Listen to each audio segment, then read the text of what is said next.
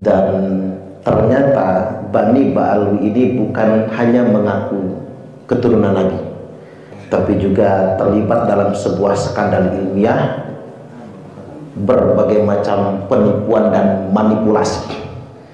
Oleh karena itu kita semua mesti sadar, dan semoga kita bersama-sama Yai Imad untuk membangun penyadaran ini. Namun baik, kita buka sesi kedua sekarang, yakni tanya jawab.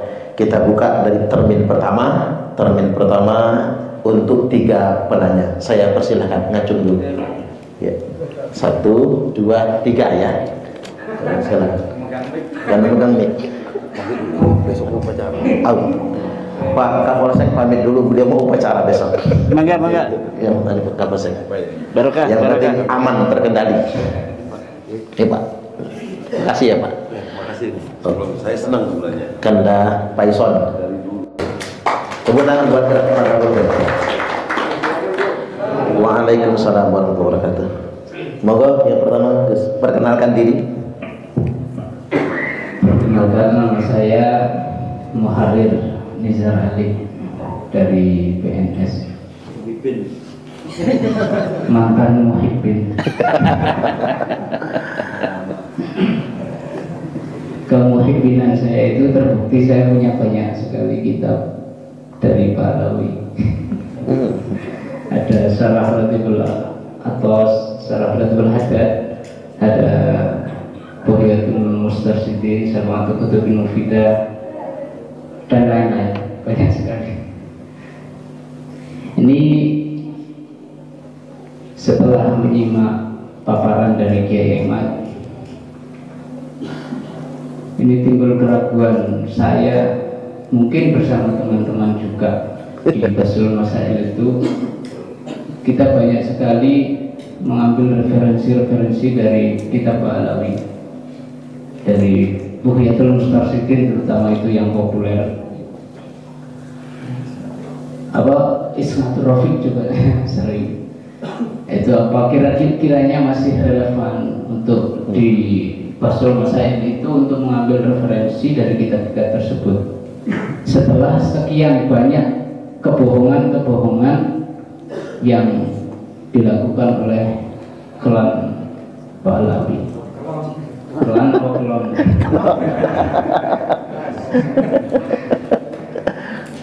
Mungkin kalau pakai bahasa Jawa Timurnya klon.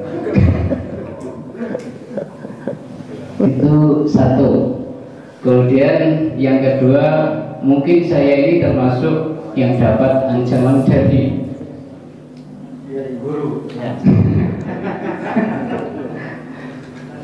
Salah satu kiai saya, guru saya. Siapa yang membela Kiai Imad, laporkan, seperti itu. Ya, mohon kiranya untuk memberikan penjelasan terkait pertanyaan saya yang awal tadi. Sungguh alhamdulillah, luar biasa. Selanjutnya yang kedua dari Ansor ya.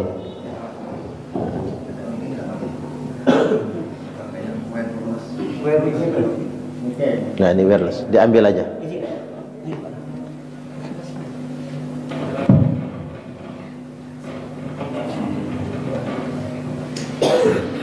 Assalamualaikum warahmatullahi wabarakatuh. Waalaikumsalam warahmatullahi wabarakatuh. Mohon maaf Pak Kiai, ini izin bertanya.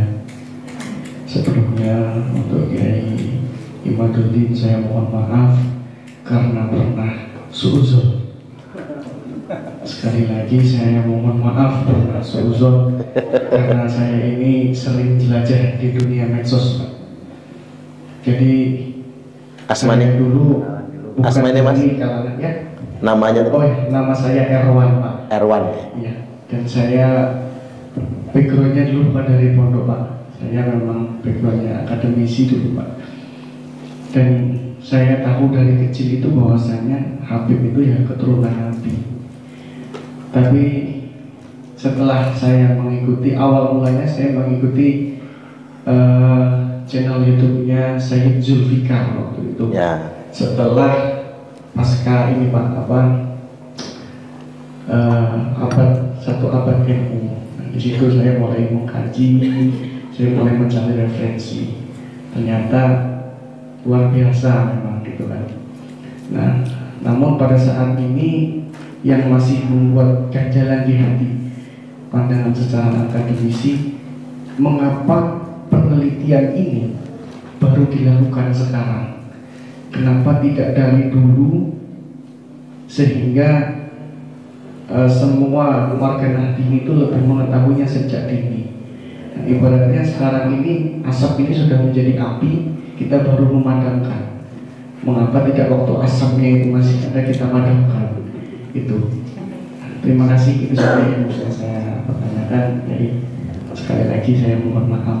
Saya akhiri, Allahumma fiqhillah wa bitarika. Wassalamualaikum warahmatullahi wabarakatuh. Assalamualaikum warahmatullahi wabarakatuh. Pertanyaannya sederhana tapi luar biasa ini. Monggo selanjutnya.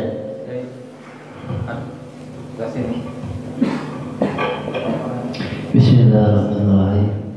Assalamualaikum warahmatullahi wabarakatuh. Yang terhormat Bapak Kiai Imaduddin dan semua yang hadir, saya akan perkenalkan diri, yaitu nama saya Abdul Hadi Haryanto. Kebetulan anak ranting Tapisia Pekon Pawai, Kecamatan Palibukit, Kabupaten Lampung Barat. Jadi di sini saya berangkat banyak sekali sebenarnya Pak Kiai yang mau saya tanyakan, karena menurut saya adalah kader NU. Dari IPNU ikut Makesta, dari GB Ansor saya ikut PKD, dari Banser saya ikut Diklatsar, dari PKNU atau PDPKPNU saya ikut PDPKPNU, dari Pagar Nusa insya Allah saya ikut Pagar Nusa. Jadi di sini saya punya Gus itu dulu sering mengenalkan saya dengan para Habib, tapi di situ saya banyak keraguan Pak Kiai. Setiap Habib yang datang itu di rumah Gus saya itu, anaknya abah saya itu, kapan pulang itu minta oleh-oleh. Sampai oleh-olehnya itu aneh-aneh Pak Kiai.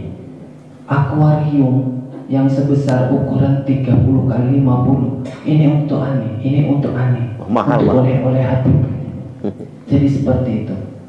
Jadi saya sebagai santri di belakang itu Pak Kiai, banyak sekali pertanyaan, kenapa kok Habib ini seperti itu, gitu kan.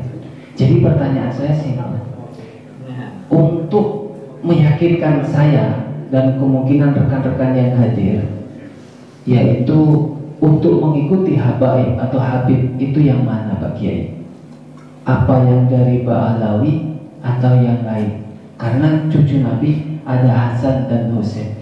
Jadi tolong diperjelaskan nasab yang mana yang harus kami ikuti selaku santri atau kader-kader Nahdlatul Ulama.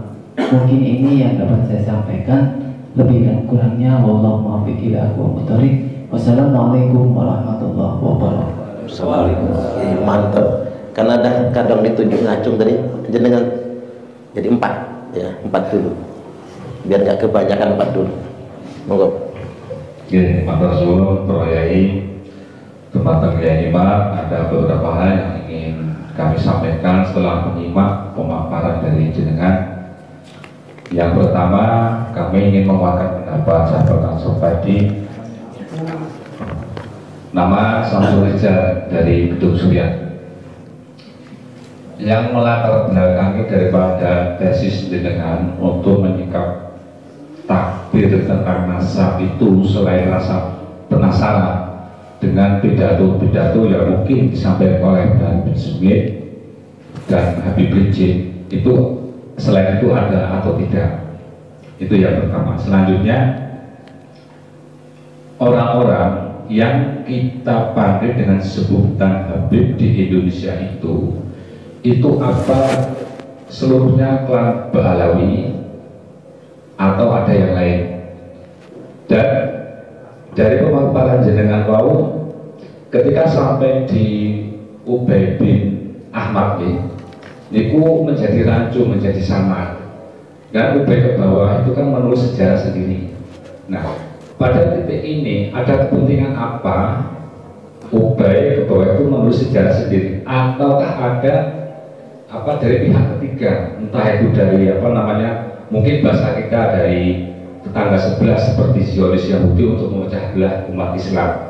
Ketika masuk ke Nusantara, apakah memang tujuan awal klan Ba'alawi mungkin sekitar tahun 18 masuk ke Nusantara itu memang bertujuan murni untuk menguasai Nusantara setelah tadi ada pemaparan mulai menguasai situs sejarah dan lain sebagainya, ataukah itu hanya baru-baru ini saja, ternyata ketika kita hidup di Jawa itu terlalu enak dan dimuliakan, akhirnya mereka mempunyai pemikiran untuk menguasai Indonesia. Assalamualaikum warahmatullahi wabarakatuh.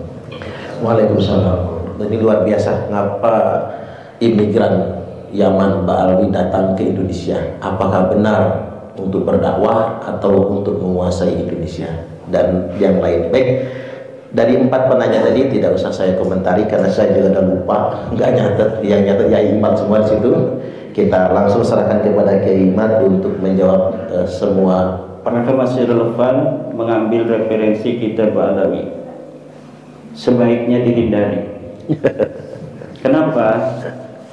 Karena pertama, kita mengambil kitab Ba'alawi itu ada al-manna wal adha dari Ba'alawi yang ada sekarang. Katanya nasabnya diputuskan tapi ngajinya kitab Sulamut Taufik. Katanya nasabnya tidak nyambung tapi masih mengaji kitab Safinatun Najah atau Safinatus Sholah itu ya, yang Ba'alawi. Kalau Safinatun Najah itu Samir Al-Hadrami itu kayaknya bukan Ba'alawi. Bukan. Orang Hadramaut tapi bukan Ba'alawi. Nah, yang kedua, selain Al-Manna wal Adha itu ada beberapa kecenderungan dari kitab-kitab Ba'alawi itu adalah untuk mengangkat kelannya saja. Lihat dalam Buqyah, dalam bab Kafa'ah, dalam bab Mujaddid. Kafa'ah itu katanya Imam Syafi'i, tetapi mengambil dari pendapat lemah Imam Ahmad tentang bahwa Kafa'ah bisa membatalkan nikah. Apabila seseorang perempuan menikah dengan bukan kafa'ah, itu bisa membatalkan nikah. Itu adalah wajhun min wajhai al-Imam Ahmad bin Hanbal. Jadi Imam Syafi'i, Imam Ahmad, Imam Syafi'i, Imam Abu Hanifah, Imam Malik semuanya sepakat kafa'ah itu bukan sebagai syarat nikah, syarat sahnya nikah, tidak, tapi hanya syartul luzum. Syartul luzum dengan syarat sah itu beda. Syartul luzumin nikah, seseorang yang menikahkan anak perempuannya dengan tidak sekupu, itu anak perempuannya bisa menerima, bisa menolak, walaupun dia wali mujbir. Kan wali mujbir itu ayah itu bisa menikahkan anak perawan tanpa ngomong lagi sama anaknya. Tapi kalau menikahkannya tidak sekufu, itu anaknya bisa menolak, namanya syartul luzum. Tapi kalau anaknya menerima walaupun tidak sekufu, sah itu nikah. Tapi menurut satu wajah dari Imam Ahmad bin Hanbal tidak sah langsung. Pokoknya ketika menikahkan itu tidak sah nikahnya. Tapi itu hanya satu wajah dari 2 wajah Imam Ahmad bin Hanbal. Jadi 3,5 ulama Imam Madhab 4 melawan setengah. Itu yang diambil oleh Ba'alawi adalah pendapat yang setengah itu melawan 3,5.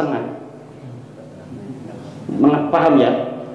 Kan untuk apa? Untuk mengangkat klan, membenarkan konsep mereka bahwa Ba'alawi itu tidak pantas anak perempuannya menikah dengan orang Jawa. Yang diambil pendapat yang sangat lemah, satu wajah menghadapi 3 ulama besar, Imam Syafi'i, Imam Maliki, Imam Hanafi, dan satu wajah dari Imam Ahmad bin Hanbal sendiri tidak setuju dengan pendapat itu. Hanya setengah wajahnya itu setuju. Itu yang diambil yang terlemah itu. Untuk apa? Mengangkat klan. Kemudian mujaddid Islam itu dalam Buqyah itu Ba'alawi semua yang dimasukin. Nah itu dari sisi apa namanya, ada kecenderungan memang mengangkat klan saja. Yang kedua, ulama-ulama kalau mereka beristihad itu harus ditinjau ulang as-sabr wa taqsimnya itu. Bagaimana mereka takhrijul manat, bagaimana mereka tahqiqul manatnya. Karena di dalam proses istidlal apalagi adalah al-masail al-mu'asirah, itu jangan kita langsung husnudon kepada kitab yang bentuknya kitab kuning. Karena kitab itu kan sekarang bisa aja kita bikin kitab kayak kitab Al-Fikratun Hadiyah, kertasnya kuning itu, namanya kitab kuning. Itu bisa diuji satu-satu dalilnya itu. Nah, kita sudah menguji. Katanya ada dalam Ba'lawi itu seorang ulama besar, Syafi'i Shogir, Zain bin Smith.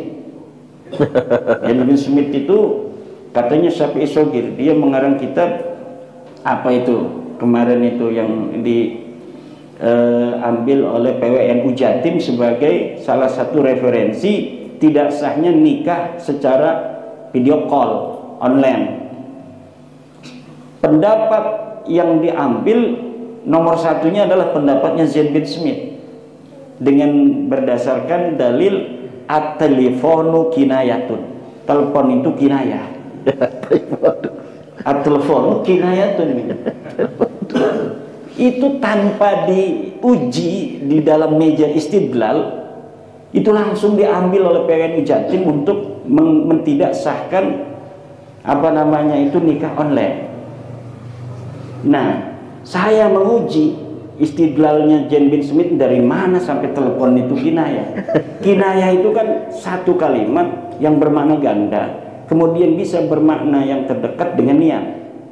Misalnya seorang suami mengatakan pada istrinya, pulang engkau ke rumah orang tuamu. Itu maknanya apa? Apakah nyuruh pulang doang, apakah menceraikan? Kalau niatnya dia menceraikan dengan niat dalam hatinya, jadi. Tetapi kalau tidak jadi. Tapi kalau nikah tidak boleh pakai kinayah. Contohnya kinayah, misalnya aku halalkan anakku kepadamu dengan 5 gram emas, tidak sah. Karena menghalalkan itu bisa makna menikahkan, bisa makna nyuruh hubungan tanpa nikah. Tidak sah dengan lafaz menghalalkan. Apalagi aku cengklakan engkau. Itu tidak sah. Karena cengklakan itu apa, bisa makna nikah, bisa makna selain nikah. Maka nikah tidak sah dengan kinayah. Kemudian dalam Fathul Mu'in dikatakan al-kitabatu kinayah, tulisan itu kinayah. Maka kalau orang menikahkan dengan tulisan, aku nikahkan anakku kepadamu dengan mas kawin 5 gram emas kontan, tidak sah. Kenapa? Tulisan itu kinayah. Bisa bermakna memang menikahkan, bisa bermakna dia sedang nulis cerita fiksi. Maknanya dua jadi. Nah, yang mana dua itu disebut kinayah. Sekarang saya nelpon ke Suparman. Ke Suparman, gimana ini? Jam berapa saya harus datang ke rumah Kiai? Apakah langsung ke acara? Apakah ke Kiai dulu bagusnya? Ke rumah saya dulu Kiai. Itu maknanya apa? Ya udah, maknanya itu ke rumah saya dulu Kiai. Tidak maknanya dua. Kecuali dia rumahnya dua, isinya dua. Rumah mana nih? Dan dia kan orangnya penakut. Istrinya cuma satu. Jadi ya udah, telepon itu tidak bisa disebut kinayah seperti tulisan. Kalau tulisan bisa bermakna ganda. Nah, itu pun kalau saya ini masalah telepon memang masih bisa untuk tidak sah, karena ada ibarah di dalam majmu'. Di dalam majmu' itu ibarahnya kalau seseorang menikahkan di balik tirai tanpa kelihatan suaranya, akad-akadan, itu tidak sah walaupun kedengaran suaranya. Nah, itu di situ itu telepon tidak sah karena alasannya bukan kinayah, nggak kelihatan orangnya, cuma suaranya saja. Itu kalau pakai alasan itu telepon sah istidlalnya. Tapi kalau alasan kinayah tidak sah itu istidlalnya. Disebut kinayahnya dari mana? Itu kitabnya Zain bin Smith. Nah, makanya Video call itu lebih parah lagi. Video call itu melihat orangnya, suaranya kedengaran, orangnya kelihatan. Ya apalagi kinayahnya itu. Cuma karena ada kitabnya Zain bin Smith kemudian menarik tahrijul manatnya salah. Tahrijul manat itu adalah mengeluarkan elat dari sebuah hukum asal untuk disamakan dengan hukum cabang. Yang namanya anggur, minuman anggur, khamr itu haram. Ulama mencari apa elatnya khamr haram untuk dikiaskan dengan selain khamr supaya yang lain itu bisa haram seperti khamr. Oh, elatnya dia terbuat dari anggur, kata Imam Syafi'i. Maka setiap barang-barang yang memabukkan terbuat dari anggur hukumnya haram. Kata Imam Abu Hanifah, kalau Imam Syafi'i alatnya bukan terbuat dari anggur, Imam Syafi'i alatnya iskar. Kata Imam Syafi'i ditarik alatnya iskar, memabukkan. Maka setiap yang memabukkan haram karena dia khamr, alatnya sama dengan khamr, memabukkan. Kata Imam Abu Hanifah, khamr ini haram karena terbuat dari anggur. Ditahrij, alatnya keluar bahwa dia terbuat dari anggur. Maka apabila sesuatu itu tidak terbuat dari anggur, tidak memabukkan, tidak haram kalau diminum sedikit. Kalau Imam Syafi'i, ini misalnya anggur, sedikit saja haram. Ini brandy, tidak terbuat dari anggur, tapi untuk minum-minuman, sedikitnya saja tidak mabuk, haram. Tapi Imam Abu Hanifah tidak. Sebelum dia mabuk-mabukan itu. Makanya kan banyak orang berbeda pendapat dalam masalah ini itu. Nah inilah, tapi dua-duanya bisa diuji dalam meja ilmiah dan dua-duanya kuat. Tapi kalau tadi itu Zain bin Smith tidak kuat dalilnya. Telepon disebut kinayah dari wajah mana? Itu tahrijul manat. Kalau sudah ada dua dalil, dua elat, maka tahqiqul manat. Diambil salah satunya, mana yang terkuat. Maka Imam Syafi'i mengambil dalam masalah khamr itu adalah memabukkan. Imam Abu Hanifah mengambil terbuat dari anggur. Tapi dua-duanya bisa diuji, dan sampai sekarang dua-duanya itu tidak bisa diruntuhkan oleh filsafat. Jadi kalau misalnya sebuah tesis itu ketika diuji oleh filsafat jauh dari logika, jauh dari rasional, itu jelas tesisnya itu adalah tesis yang bermasalah. Kenapa? Filsafat itu kan basisnya adalah satu, logis, rasional, dan bisa dibuktikan. Dia scientific evidence. Kalau misalnya tidak, setiap sebuah konklusi, setiap sebuah tesis ditaruh di meja ilmiah, ketika diuji oleh filsafat bermasalah, itu cukup diimani saja. Itu makanya ada rukun iman. Rukun iman ini sesuatu yang harus kita percaya, tapi ketika harus diempiriskan tidak bisa. Seperti adanya Allah. Dalil akli, dalil banyak. Tapi orang yang tidak percaya, kafir itu, ya itu nggak bisa. Alam semesta ini terjadi bukan oleh ciptaan Tuhan, tapi oleh adanya Big Bang secara alamiah dan sebagainya. Ya, silakan saja, kita mau orang Islam, kita mah sesuai dengan Al-Quran. Qul huwallahu ahad, la ilaha illa ana fa'budni. Udah kita yakini, makanya rukun iman, percaya pada Allah. Kenapa harus iman pakainya, bukan ilmu? Karena tidak bisa dibuktikan. Percaya kepada Allah itu iman. Iman itu nggak usah pakai dalil yang lain, tidak usah pakai empiris. Pokoknya ini kita yakin, itu Nabi Muhammad ngomong ini dari Allah, kita yakini. Itu rukun iman itu cuma 6. 1, percaya pada Allah. 2, percaya kepada malaikat. Siapa yang bisa membuktikan temu malaikat? Secara empiris kita lagi diskusi begini, malaikat ada tidak? Ada, buktikan. Nggak bisa. Jibril datang, Assalamualaikum. Yang ketiga, percaya kepada kitab Allah. Semua orang Islam percaya Quran itu adalah kitab. Dari mana? Allah ngasih langsung begitu dipoto.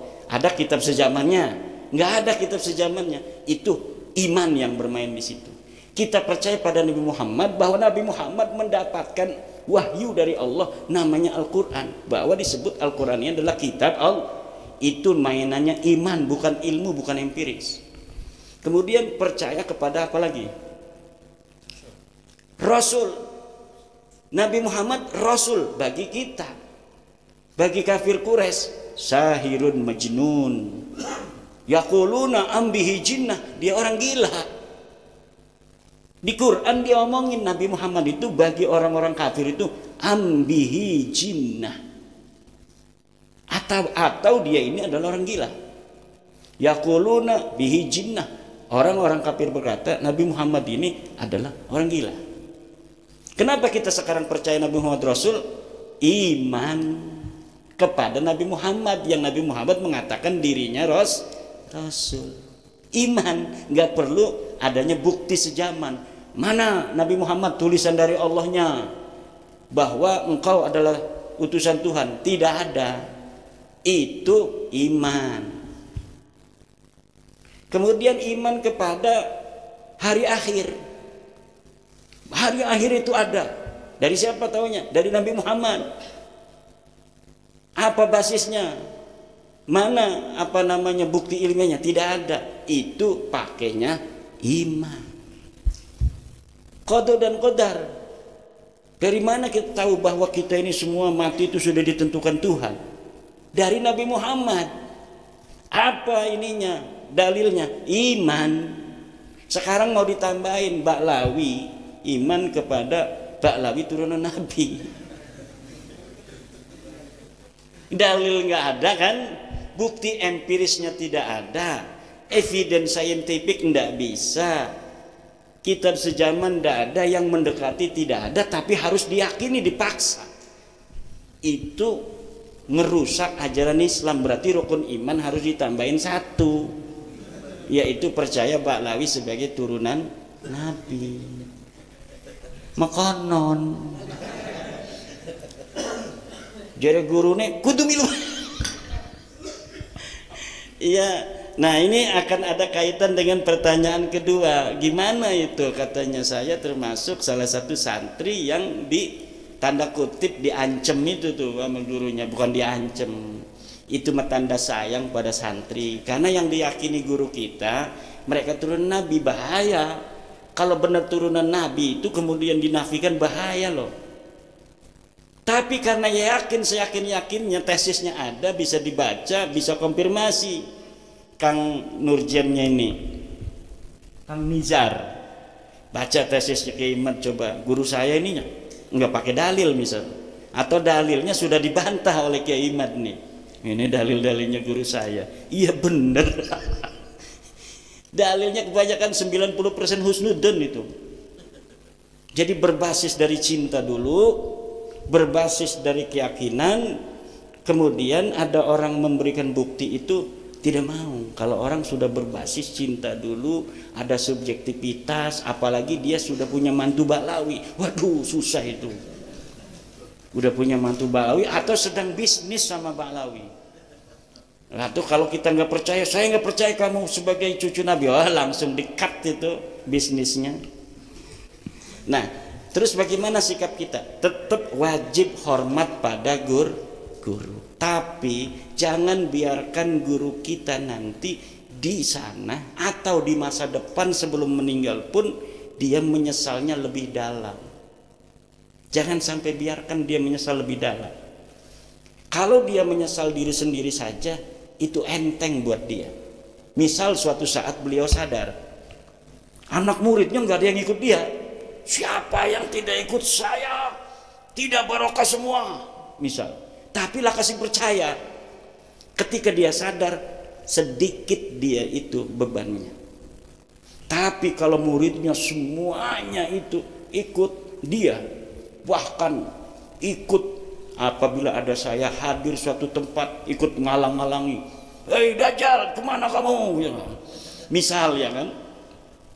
Kemudian dia sadar, belum tentu murid-muridnya itu akan sadar seperti dia, belum tentu.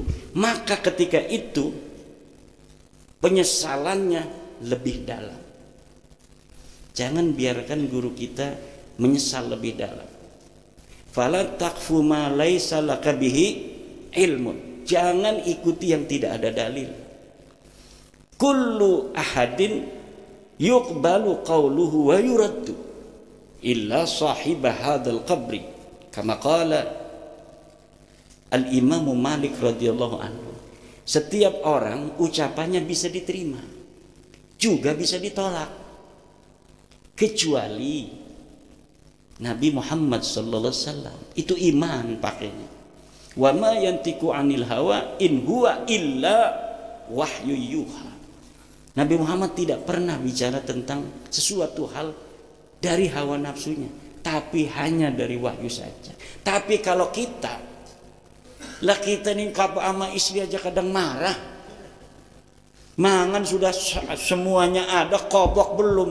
Kamu jadi istri saya udah berapa tahun sih?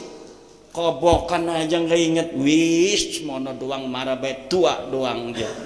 Marah kita dimarahi maning. Kita udah marah keren, dimarahi lebih-lebih 2 kali lipat daripada kita tadi. Pengalaman. Lah model kayak kita begitu, ucapannya harus diterima semua, nggak bisa dong. Nggak bisa, kita harus mengukur diri kita. Wong rabi orang gak kobok bae marah aja. Bagaimana kita apa yang kita ucapkan harus diterima semua. Kadang-kadang kita ini yang lebih tahu dengan diri kita sendiri. Kadang-kadang ada nakalnya. Sholat terawih kalau di masjid 23 Muhammadiyah datang, ayo kita karena ada acara Nuzulul Quran, kita yang 13 saja. Tidak, saya ini pengurus NU. Mau macam-macam kamu Muhammadiyah ke sini. Begitu kita kalau di depan orang. Tapi bareng sholat tarawih dawek lah niru Muhammadiyah bela aja. Apa itu pengalaman juga? Ya enggak. Betul itu, ada yang begitu. Kenapa? Karena kita ada hizbiyah. Kullu hizbin mimma ladaihim, hawa nafsu di situ. Barang dewek malah mau enggak terawih semua, sayang. Hanya ada di bulan Ramadan. Mau terawih 23 sendirian, males. Udah terawih gaya Muhammadiyah aja. Sendirian begitu. Ini kalau sholat terawih ada orang ngajakin. Saya pernah lihat kiai di Serang, acara bupati Nuzulul Quran. Kata bupati, yai karena ini acaranya padat, habis terawih langsung ceramah sambutan dulu. Bagaimana kalau terawihnya terawih 11 rakaat? Saya orang NU, orang Banten. Gua bisa dari dulu 23. Saya imamnya.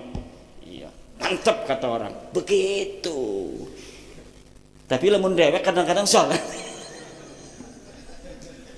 Sholatnya dikurangi terawihnya. Pegel amat 23 sendiri. Kalau banyak orang sih keren, banyak temennya kan. Imamnya juga sambil nangis-nangis. Bismillah. Tapi sholat dewek kena. Bismillahirrahmanirrahim. Nah itu model kayak kita begitu. Apakah harus diterima semua ucapannya? Tidak. Kullu ahadin yuqbalu qawluhu wa yuraddu illa sahiba hadal qabri. Man huwa sahibu hadal qabri? Muhammadun nabiyuna sallallahu alaihi wasallam alladhi zahiruhu wa batinuhu sawa, alaniyatuhu wa sariratuhu sawa, wa nahnu laysa kadzalik, lasna kadzalik, zahiruna wa batinuha rubbama yakhtalifan. Betul apa tidak? Nah, yang model kayak kita begini, manusia tidak ada yang maksum. Siapa saja selain Nabi Muhammad ghairu maksum, bisa salah, bisa benar.